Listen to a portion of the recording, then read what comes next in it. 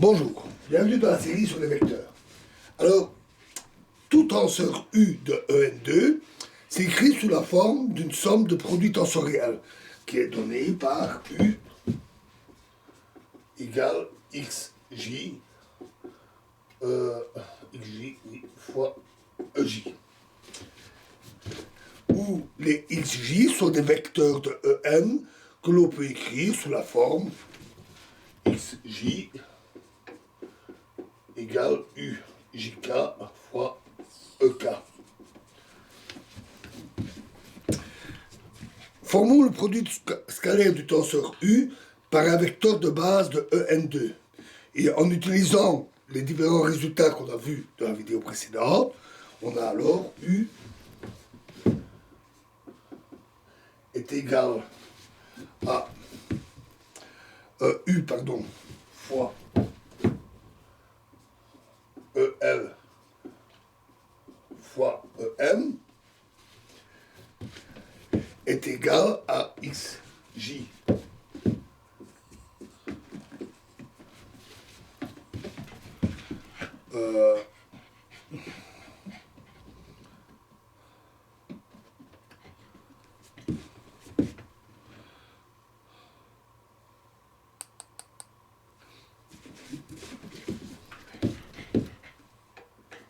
fois J fois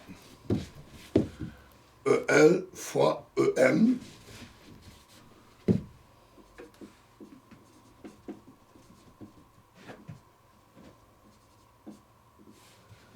qui est égal à UJK fois EK fois EJ fois EL fois EM. Et donc, ainsi, en utilisant les résultats qu'on a vus, ça s'écrit UJK fois GKJ fois GLM.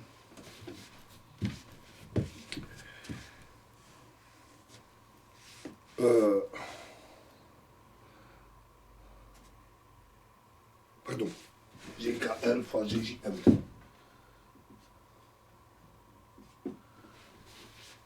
En utilisant le produit scalaire de deux vecteurs de base.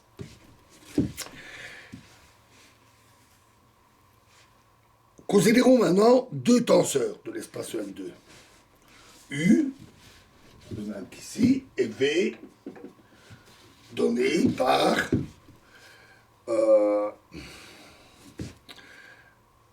VLM fois EL fois EM. Et formons le produit scalaire de U fois V en utilisant ces résultats. On obtient alors que UV est égal à UJK fois EJ fois EK fois VLM fois EL fois EM.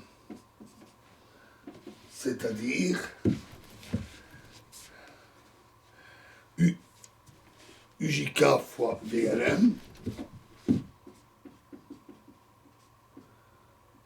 fois EJ fois EK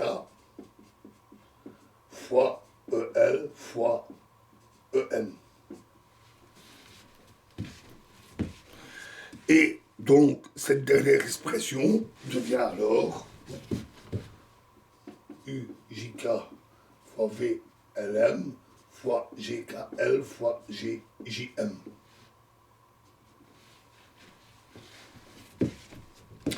On retrouve donc l'expression générale du produit scalaire de deux vecteurs,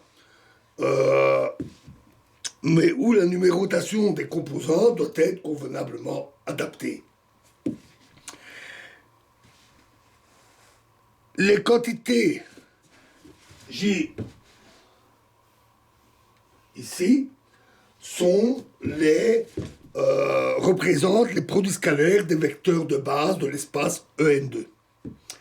L'espace produit tensoriel En2, qui est ainsi pourvu d'un produit scalaire, devient un espace produit tensoriel pré-euclidien, et ces éléments sont des tenseurs pré-euclidiens. Alors voyons maintenant de peu près les différentes composeurs d'un tel tenseur. Donc soit une base, EI fois EJ, de l'espace tensoriel, qui est un espace tensoriel pré-euclidien, En2. Les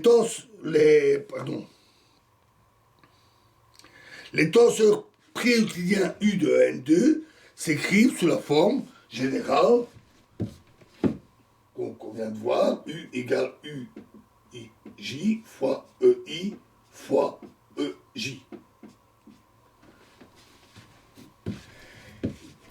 Les composantes UIJ sont alors appelées les composantes contravariantes du tenseur U. On a vu que pour les vecteurs pré-euclidiens, ces composantes se transforment lors d'un changement de base selon des relations qui sont le contraire de celles des vecteurs de base. On verra qu'il en est évidemment de même pour les composantes contravariantes des tenseurs pré-euclidiens. Alors, rappelons que les composantes covariantes xj d'un vecteur quelconque x sont définies de manière générale par xj égale x fois ej, de produit scalaire. Par suite, la relation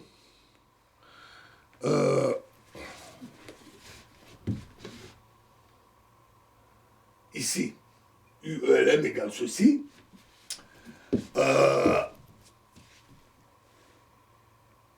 représente l'expression de la composante covariante du tenseur U.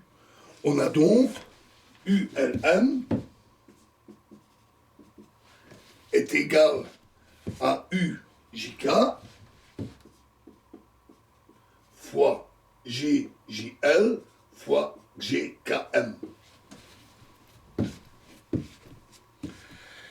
Et on verra que les composantes covariantes se transforment lors d'un changement de base de la même manière que les vecteurs de base.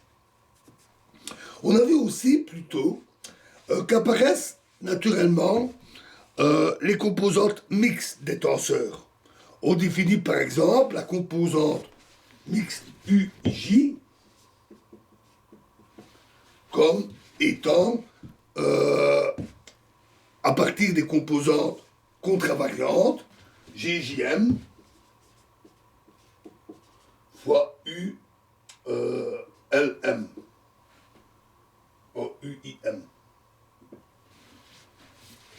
Alors, cette définition peut paraître un peu arbitraire, donc laissons de côté les composantes mixtes ici, et on verra, avec l'étude des bases auxquelles sont rapportées les différentes composantes, que cela permet de comprendre beaucoup plus naturellement comment s'introduisent les composantes mixtes. Voilà, donc on arrête ici, et il nous reste un petit bout à voir sur le produit scalaire. Petite vidéo. On verra les différentes expressions du produit scalaire et nous parlerons des tenseurs euclidiens d'ordre quelconque. Je vous remercie.